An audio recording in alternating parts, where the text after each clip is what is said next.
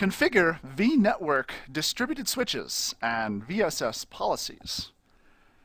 All right, so we're starting to move into the optional portions of this series, and I think from here on what we've got are some of the really interesting topics that are not necessarily core to the operations of your vCenter environment, but they are nice add-ons. We're going to talk about distributed switches, the storage appliance, fault tolerance, just a lot of these other things that the test requires you to know because it's VMware technology. They want you to be aware of it. But in many cases, these are going to be the kinds of additional sort of functionalities that you may probably want to implement at some point in time to solve certain business problems. In the case of vNetwork distributed switches and the policies that you assign to them, this technology was brought into play in order to solve a kind of a singular problem with the original standard switch architecture. Right, with standard switches, I've mentioned before, when you create a standard switch, you create that, it's very host-centric. Right? The switch configuration you create for ESX1 does not automatically propagate to ESX2, and so on and so forth. And so consequently, if you got 2 or 3 hosts, it's not a big deal. Right? You create your switches and you're done. But if you got 20 or 30 hosts, or multiple clusters, all of which have 20 or 30 hosts, you can see how these distributed switches start to get a little bit more, or these standard switches start to get a little bit more complex. You have to make sure that those settings are exactly correct across all the switches. And in fact, even vMotion, I believe, looks at the switch name between the different hosts to ensure where it can move virtual machines to. So it's got the right port groups as it moves them around. So just a couple of minor mistakes in your switch naming, and you can very quickly find yourself on a really bad day. So back in version 4, VMware actually created this whole notion of a distributed switch. Now, the difference between a distributed switch is that the virtual switch in this case is actually placed on the data center instead of on the individual host. And so being on the data center and having a logical connection to the individual hosts and the switches there allows the data center to manage the connections between all the different hosts. So it's like, I don't know, think of it like Windows group policy, right? You're creating a virtual switch policy, more or less, that deploys out to all of the hosts. Just like with the Windows group policy, you create a policy that deploys out to all of your servers. Now, you can almost argue that this whole distributed switch functionality, and we'll talk about that when we get down here to the click-by-click portion, this distributed switch functionality is kind of one of the directions in which VMware is moving as it relates to its product set. You know, a lot of the new functionality from out of VMware, the vShield product, the vCloud product, all that stuff really requires this sort of logical construct that's associated with the switches. And also some of the monitoring pieces, network statistics, network I/O control is another one.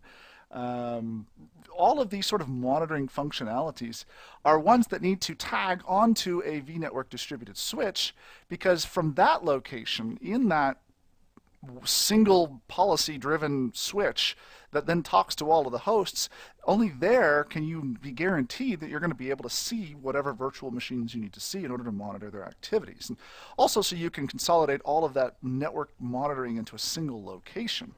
So a vNetwork distributed switch is kind of an important add-on, completely optional. You don't actually have to add them into your environment, but a completely optional add-on for your environment, something you'll probably want to do, particularly as the size of your environment gets large. So here we are, vSphere client, same 3 hosts and 1, 2, 3, 4, 5 virtual machines running here. A VM1 is currently running right now. This is the standard switch that we created before, 2 of them. The first one here at the top is the virtual machine port group for the VM network, and then the VM kernel port down here at the bottom for our management network. And then we have 2 more ports over here for storage that we've got all nice and teamed together. So we've got iSCSI storage that's teamed for connection here.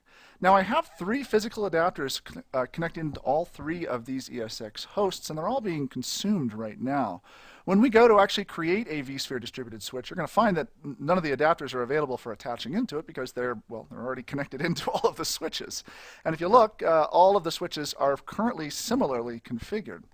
Now, when I go to create a vSphere distributed switch, you'll see that the creation process, the process you go through to actually initiate one and then attach hosts to it, is not done really from this button. You have to go first to inventory networking in order to be able to do it. So if I go here to inventory and then networking, this opens up this my data center, vNetwork, essentially all the networks that are here inside of the data center that we've created. You will create a new vSphere distributed switch at the level of the data center. You'll notice that there are 3 different versions. The 4.0, the original version, the 4.1.0 that added in, what is this, load-based teaming and network I/O control, and now the 5.0 version that adds in some new features like user-defined resource pools, NetFlow, and port mirroring. These are both really great new additions that we get out of version 5. So I'm going to create a version 5 switch here because it provides all of that new functionality. All the hosts, obviously, that you intend to add to this switch need to be at version 5 if they're to enjoy making use of a version 5 switch. Now, a distributed switch looks very much so like the standard switches do. We've got this gray box here, and on the left go the port groups, and on the right go, in this case, not the physical world items, but more like a logical connection to those physical world items. There will eventually be network cards that we stick in here, but for now, just think of it as the physical side. It's enough that, at least for this part of the explanation, that you can understand that these are kind of the physical side of the switch. Now you can create a number of uplink ports if you want. That's essentially the maximum number of physical adapters that you would have per host. Now I have 3 physical adapters per host and don't plan on having more than 3, so let's just put that down to 3 so that we have the number of uplink ports equal to the maximum number of adapters that we would intend to have on those hosts. I can give it a name here as well and click Next. And then in this screen is where I would actually identify the hosts and whatever available unconnected physical adapters that I would want to add into that vSphere distributed switch. There aren't any here. You'll notice that I don't actually have any available physical adapters in this list. So I'm going to actually add them later. I don't know. When I've created these things before, I've generally added them later because it just the follow-on wizard is a little bit more intuitive to use than is so here inside of this wizard. If you do want to click Add Now, though, you'll see that there are various settings here that are really defining how many ports are designated on this host. So 256 by default. Same thing if you hit the settings button up here. If you have any hosts that are incompatible for this version of the switch, you'll find them here, and it'll tell you why. Perhaps it's a host that's not at version 5, for example. So I'm going to add those hosts later and click Next and Finish. And so what you'll see is this new DV switch that gets created. Here it is right here. I have a DV port group, no VLAN that's currently assigned to it, and I have the DV switch over here on the other side. If I zoom out just a little bit, you can see pretty much about the same thing. See if I can minimize that. So here is the DV uplinks here on one side. Here's the port group on the other side. Just like we were talking about before, this is the same kind of left-right scenario that we were discussing before. So what we have to do at this point is effectively begin defining in the physical side of this switch. So what do we want to add in over here on this side in order to support the things on the other side? Now you have to be kind of careful here, especially if you already have an existing production environment up and running. As I mentioned, in our world today, in our little environment here today, we already have all of our network connections. They're already functioning, right? They're already virtual machines are making use of the existing standard switches. And so moving them into this DV switch situation is actually going to cause a bit of an outage for those virtual machines because, unfortunately, I only have a single connection for that standard switch's virtual machine port group. So if you have an existing environment, there are some migration sort of thinking, some migration activities you'll have to do to make sure you don't lose access while you do this. In the meantime, however, what we do want to do is actually get some of these different things up and running. Now, the first thing we can do is click over here to take a look at the DV uplinks. So these are again, the right-hand side of the equation and what different uplinks that we've configured in here. I have a name, I have a description here. You may intend to change the name here if you want to make it a little more useful for your uses. And I can also set in here some policy information as well. Same sort of stuff, promiscuous mode, MAC address changes, forged transmits, ingress and egress traffic shaping now, the VLAN that's set for this. Let me scroll that back up here. Here's the VLAN in terms of what VLAN type we're actually using. The teaming and failover settings. There's the failover order. And the resource allocation information, monitoring, and miscellaneous information. So these are all then defined further if I click down here to take a look at the specific settings here. And I'm not going to re-go over all this stuff with you again, because all of this is essentially the same sorts of settings that you've seen before when we were taking a look at the standard switches. Now, what's different here, however, is this resource allocation, monitoring, and miscellaneous stuff. Now, what's different in what you see here is this resource allocation, monitoring, miscellaneous, and the advanced stuff in here. These are different because these are where you could actually identify a network resource pool, okay, and you could use networking configurations, right? So how many network resources are you using as a measurement for your allocation of resources, okay? Network I/O control is a mechanism that allows you to limit the virtual machine's use of its network resources just in the same ways you would CPU or memory. And this is a good thing. If you have a virtual machine that's using far too many resources, well, it's nice to be able to lock down that VM so it's not over-consuming its fair share of resources in the whole environment. The monitoring piece here allows you to disable or enable the NetFlow settings. If you have a network monitoring solution that supports NetFlow, NetFlow presents a way for you to determine high-level statistics about what kinds of data is moving around your network across what protocols and from where to where. So this high-level information, not at the packet level, but at the flow level, gives you a really good idea of who's talking to whom and why. Down here at the bottom too, do I want to block ports? That would shut down the ports in the port group. Obviously that would disrupt the normal network operations of the hosts of the VMs using those ports, but the opportunity is here. Perhaps you've got some sort of situation where you need to close off ports on this switch. You could do so. So all of these are settings here on the right-hand side of the equation. You'll notice here on the left-hand side of the equation are the same sorts of settings. Now, these settings are going to be available to you, right? The other ones were grayed out because we had not selected down here at the bottom the override of port policies and what those override settings were. Now, again, no different here than what you're used to seeing on the other side, but this presents the ability for you to configure what the behavior of that switch is going to be. Now, at this point, what I want to do is I want to take back here, so let's go back here to hosting clusters for just a second, and I want to go back to networking in this vSphere standard switch. To keep things relatively simple, what I want to do is across these three servers, migrate vNIC 0 from the standard switch over to the distributed switch. Okay, you could at some point in the future go and do your storage switches as well, but for the sake of simplicity, what we want to do is actually go about the process of migrating this vNIC 0 and all of its port groups and management network connections from this standard switch ultimately over to this distributed switch that we'll see here just in a second. I'm going to do that for all three of these hosts. Now when I do that, these virtual machines are going to experience a bit of an outage. Again, I only have that single connection right here. So in a production environment, I would probably have more than one connection up to my production network. So I could do this perhaps one at a time, or move virtual machines around and then do it one host at a time. Or there are an array of different solutions for making sure that you don't end up with a service failure in order to be able to do this. But again, for the sake of simplicity, let's actually worry about just getting those things moved over very quickly. So let's go back here to networking. What I want to do is I want to add hosts. And you'll see that I have the different hosts that are available to be added. Okay, here's ESX1, 2, and 3. And here are the physical adapters that are currently attached to those hosts.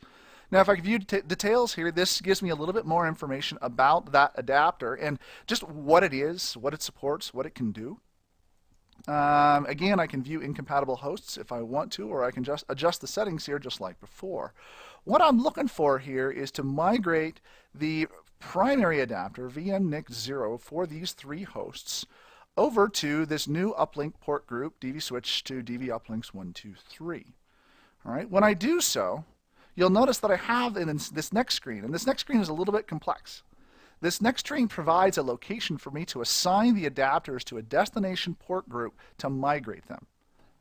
Now what this is saying here is that the port VMK0, which was assigned to the management network here, needs to be assigned to some sort of destination port group here on the right-hand side. VMK1 and 2, these virtual adapters here, are being used for storage, and we're not really ready to migrate those just yet. So what we want to do here is switch this so that these will actually move over to DV port group, and I can do so over here by flipping the drop-down box over here, or I can click on one and choose Assign Port Group, just like this. I got a little warning dialog box here, or warning icon here, to remind me that the virtual NICs marked with this warning sign may lose network connectivity unless they're moved over. So this kind of gives you a warning to let you know what might happen whenever you make this migration occur. When I hit the next button here, the next thing we have to do is identify if we want to migrate the virtual machine networking too. So this first item here was for the management networking. The second thing we want to do is, all right, so once we move over the adapters to this new port group, do we want to actually migrate over the VMs as well? Again, in an environment where you're already up and operational, this step is probably one of the last steps that you're going to accomplish. You may do so here, or you may actually do so within the individual virtual machines options dialog box. So if you go to View and Edit Settings. Now here what we can do is take a look at all the different virtual machines and their different NICs that are associated. And we could say, you know what, it's time to migrate over VM6. We want to migrate over this one. Let's take it over to the DV port group, and same thing with its network adapter. And in fact, you know what? Let's just go ahead and migrate all of these virtual machines because they're effectively all needing to attach to that virtual machine port group.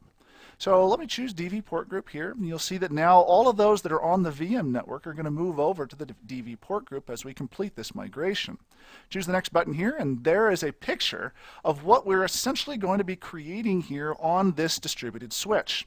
Again, on the right-hand side are going to be our uplinks. Here's vMNIC 0, ESX1, 2, and 3, and then some new ports down here. And on the left-hand side, we have the VM kernel ports we're moving over. Those same IP addresses are going to be located there, and then all the virtual machines that we need as well, along with all of their networking. If I click the Finish button, we go through completing the task here. This takes just a minute or so for it to make this change. And then now these configurations are going to be brought into management underneath this distributed virtual switch. Once we get through here and we allow this to refresh, then we'll get a chance to see what this new changes are going to look like to us. Here are our VM kernel ports. Here are our virtual machines. Here is our uplinks over here on the right-hand side. So you can kind of see a nice, real graphical explanation of what we're trying to do here between taking those physical NICs, or as I mentioned before, these logical connections to those NICs on the right-hand side, and then connecting them to the logical ports over on the left-hand side. It's very, very similar to what you're used to seeing back with your standard switches. And in fact, you'll notice if I actually switch back over to our old view over with the standard switch here, that a couple things have changed. First of all, vSwitch 0 currently has no adapters over here on the right-hand side, and the virtual machine port group is effectively empty at this point. You could more or less remove this standard switch if you wanted to at this point, because you're really no longer using it. None of the VMs are using it, nor are any of the physical adapters. Over here now under the vSphere distributed switch shows me the elements for this host that are being managed at the distributed switch level. Here I have my VM kernel ports over here on the left-hand side. That's the one assigned to ESX1, and then the virtual machines that are also currently on that host ESX1. I can click to manage the virtual adapters or to manage the physical adapters up here, again, just related to how all of this works for this specific host. Now, you're probably best served by doing most of your network configuration here inside of the networking node or the networking view, because it's here where you can go about making those configurations from an entire environment, entire data center perspective instead of a host perspective. If I take a look here to manage hosts, I can go and adjust some host configurations here and physical adapters and network connectivity if I want to. I can also go through and manage the port groups as well. You'll see here are the same 7 items that we saw earlier, but in this case what we would do is manage them on a policy basis as opposed to an individual setting basis. So for example, if I wanted to change all of the VLAN settings for all of the items in here, I could do so by choosing VLAN and then the port group I wanted to, and then what is now the VLAN that I want to configure for those. No more is there a concern about setting a VLAN in one spot correctly and then missing it in another spot, because I'm creating all of these configurations from a policy basis and not just a specific host basis. Lastly, up here is Edit Settings. Here in the Edit Settings view, I can take a look at just those same sorts of settings that we're used to seeing with the regular switches. The name, the number of uplink ports. Over here in Advanced are the maximum MTU size.